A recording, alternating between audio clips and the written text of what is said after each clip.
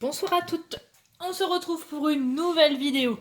Et oui, notre calendrier avance, mais il n'est toujours pas fini.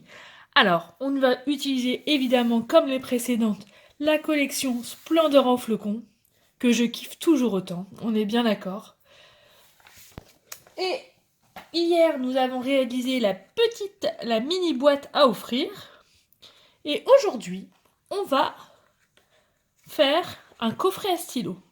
Et oui, parce que je me suis dit, je vous ai montré comment faire des boîtes carrées, mais je vous avais pas montré comment faire des boîtes rectangulaires. Alors je vais vous le montrer aujourd'hui, plutôt ce soir. Mais parce que dans le calendrier de l'Avent, on peut mettre effectivement des chocolats, mais pourquoi pas offrir un stylo? Alors moi, je n'ai pas pu m'empêcher. Je l'ai fait grâce à mon stylo Stampin' Up qui m'accompagne au quotidien maintenant, et donc je l'ai fait adapter à mon stylo. Voilà, je vais tout vous expliquer et bien évidemment, comme d'habitude, vous pourrez retrouver le tutoriel sur mon site internet Fanny Scrap Stampin' dès demain midi. Voilà. Allez, on se met à travailler. En route, mauvaise troupe. Hop là. Alors, en deux temps, on va déjà faire la base de notre boîte.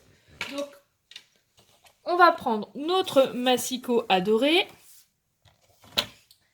Et nous allons il nous faut un rectangle de 21 cm sur 8. Alors, je vais vérifier si éventuellement la chute que j'ai là pourrait correspondre. Eh ben non, perdu, c'est pas grave.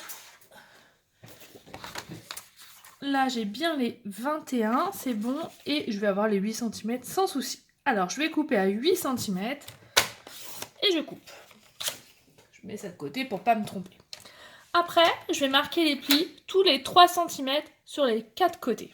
Donc, le premier, 3 cm.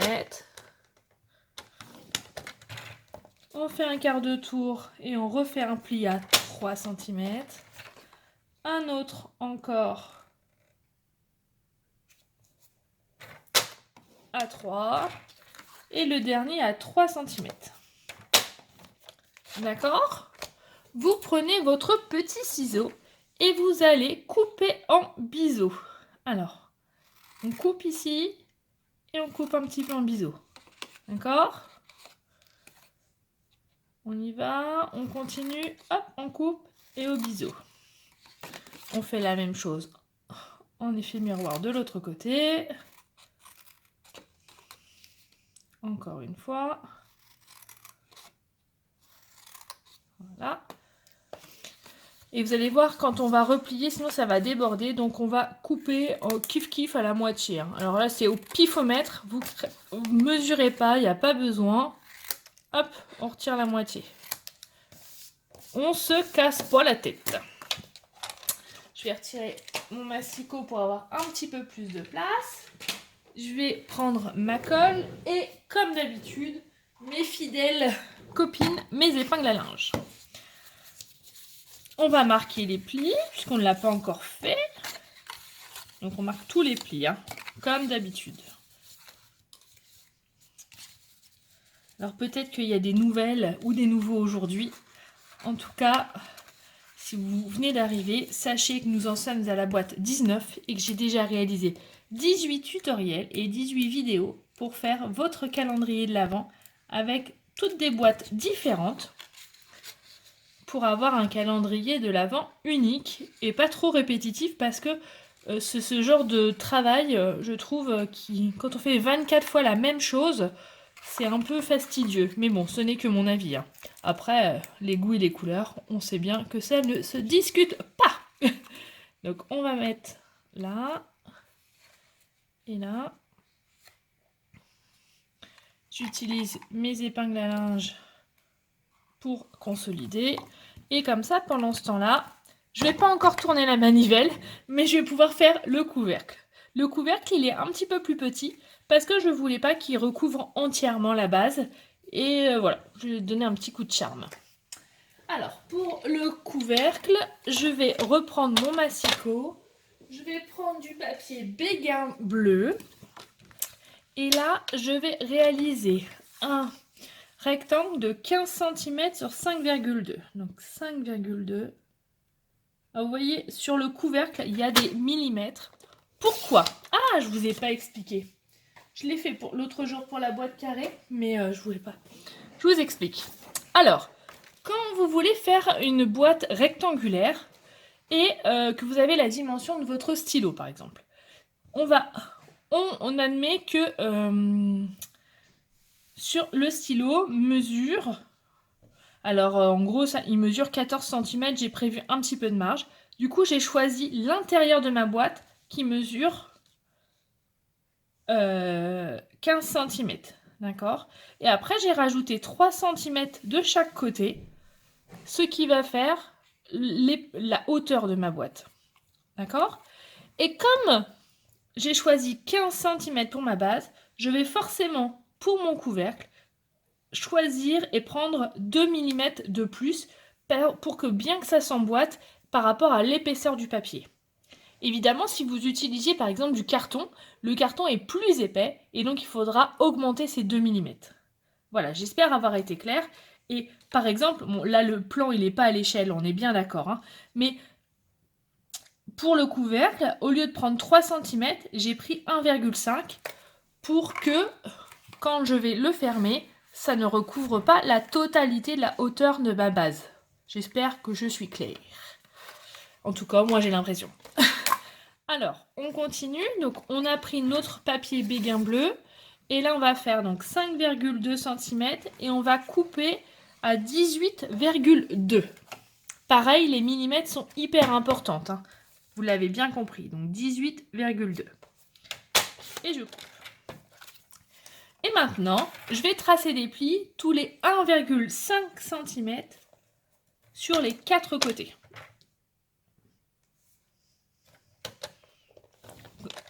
Premier côté. Deuxième côté. Troisième côté. Et pour finir, le quatrième côté. Sur le même principe que notre base, on va faire la même chose. On va couper ici et faire des petits biseaux.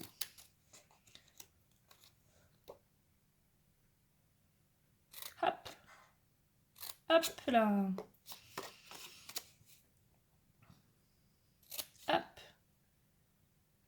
Hop. Voilà. Et on finit par le dernier. Hop. Je ménage. Je vais retirer, je vais mettre de côté le masticot. On va faire comme tout à l'heure, on va bien marquer les plis pour former notre couvercle.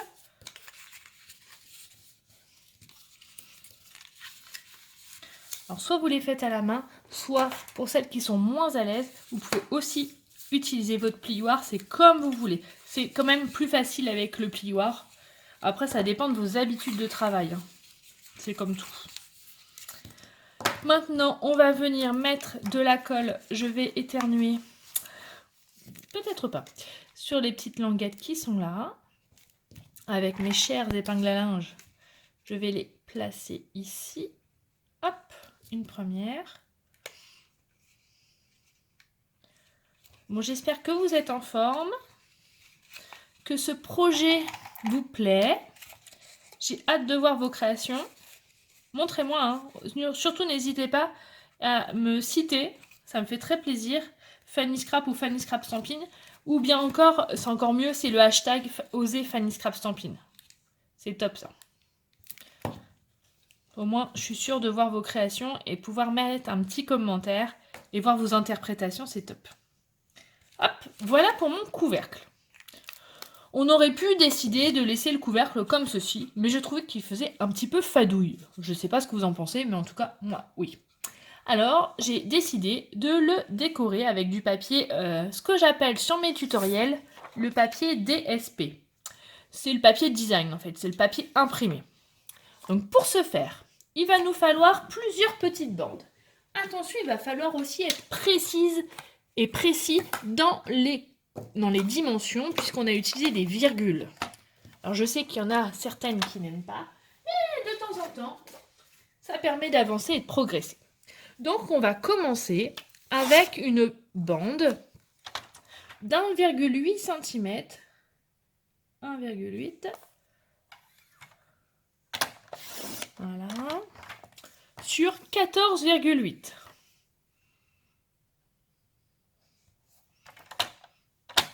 Voilà.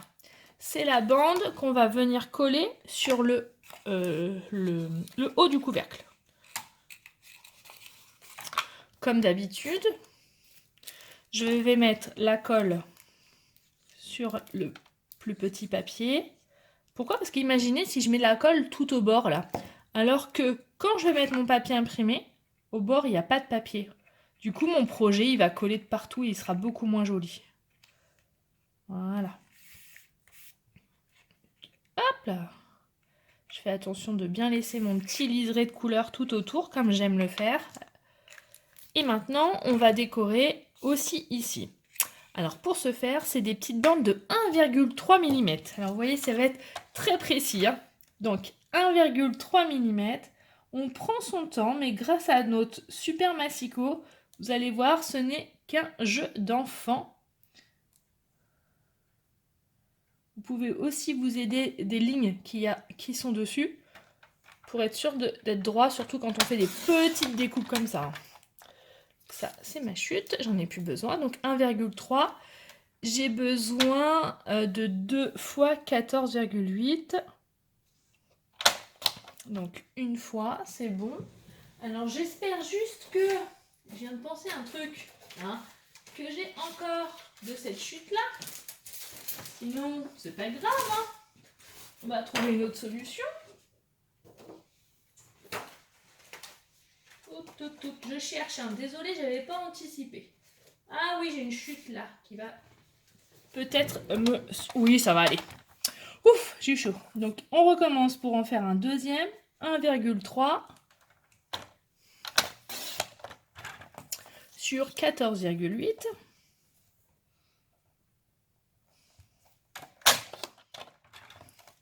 Et pour finir, encore 1,3. Mais là, peut-être que je vais pouvoir faire dans mes chutes précédentes. Et il me faut 1,3 sur 1,8. Donc, des petits rectangles. Hop. Alors, je ne veux pas que je me trompe. Il y a encore 1,8. Voilà. Là. Et du coup, toutes ces petites bandes-là, on va les coller autour. Donc, je reprends ma colle. Comme tout à l'heure, le même système, je vais mettre ma colle sur le papier le plus petit. Je vais venir coller ici.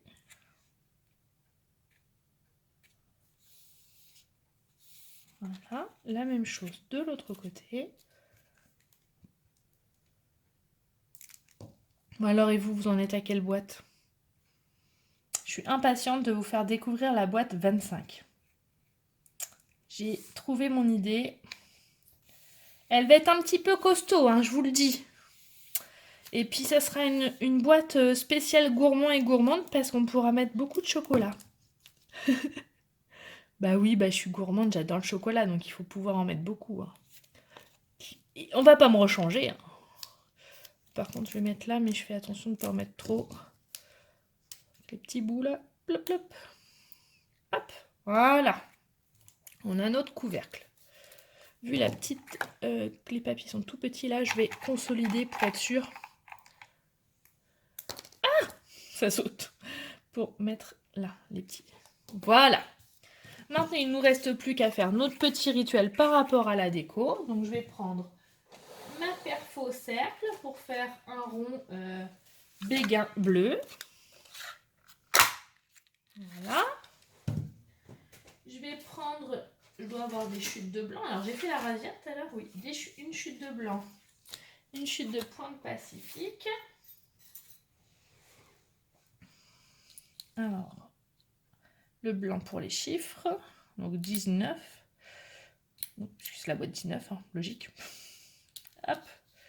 Et pour le flocon, je vais venir installer la machine de déco sur le plan de travail.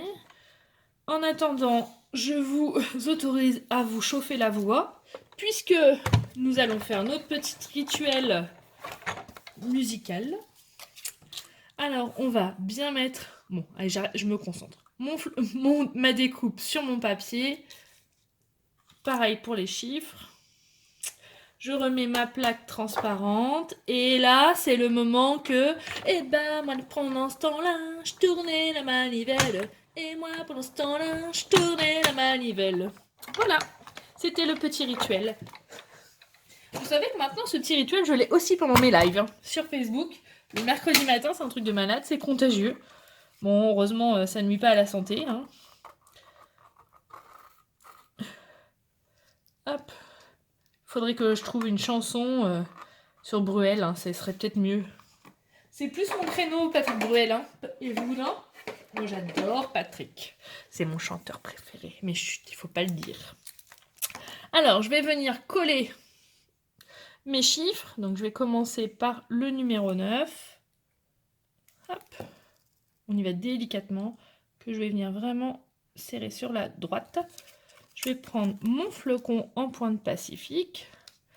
Alors, je vous ai montré une petite astuce à la fin pour faire un joli nœud. Donc, restez. Alors, certes, je l'ai déjà réalisé et vous pourrez aussi retrouver cette vidéo unique pour faire les nœuds parfaits sur YouTube, hein, sur ma chaîne. Mais je pense que ça va vous plaire. Et ça pour celles qui savent, qui sachent, j'en sais rien, hop, trop tard, c'est du live. C'est du faux live en fait, mes vidéos, hein, vous savez. Comme j'ai pas envie de faire de montage et j'ai vraiment envie d'être naturelle, que bah, je lance, et puis bah, quand je me trompe, bah, je me trompe. Hein. Voilà. Donc ça, c'est bon. Qu'est-ce que j'avais décidé? Ah oui, donc je vais reprendre mon couvercle. Je reprends ma base. J'emboîte le couvercle sur la base. Ça rentre? Ouf! Je vais venir prendre une mousse 3D. Alors volontairement, j'en ai pris des grosses. Hein. J'ai été généreuse. Alors après, soit vous le mettez en haut ou au milieu, c'est vous qui voyez. Donc je le mets là. Et je vais venir le coller comme ceci. Évidemment, pour celles qui suivent depuis le début, vous savez qu'on ne peut pas finir un projet sans y rajouter un strass. Donc là, j'ai choisi de mettre un gros strass. Je vais le mettre où? Allez, on le met là-haut. On le met là-haut parce que je vais vous montrer une petite astuce pour faire des jolis nœuds. Alors, on va utiliser cet outil. Alors moi, c'est un outil qu'on m'a fait en imprimante 3D, mais que vous pouvez très bien le réaliser en carton un petit peu épais. Ou alors, en fait, il faut uniquement... Ce qui est important dans cet outil, c'est que les deux jambes, là, soient de la même dimension et qu'à l'intérieur, vous ayez un trou. Voilà, je vous montre. Je prends mon ruban. Hop.